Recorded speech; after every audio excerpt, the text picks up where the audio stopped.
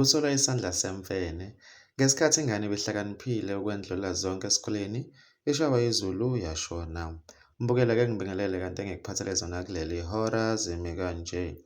Umphakathi usathungathekile ngemuva kokuba ingane yentombazane eneminyaka engu-15 ubudala ebefunda eThaiwe Secondary School ishaywe izulu yashona.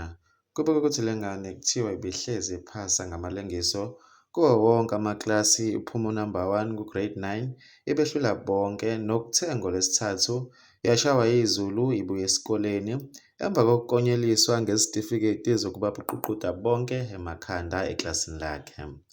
Umphakathi nomndeni awazi nokuthi uqalephi ekuxazululeni lolu daba, wonke umuntu usashaqekile. Kubikwa ukuthi lesi sigameko senze esifundazweni sase-Free State. Mbukeli, kusolakala ubuthakathi nesandla semfene okuyiyona imbangela yalo mshophi. Mbukeli, bekuyizona-ke lezi ebengikuphathele zona kuleli hora. Beka uvo lwakho kwi-comment section. Ngizokubona kwenye ividiyo elandelayo. Usale kahle.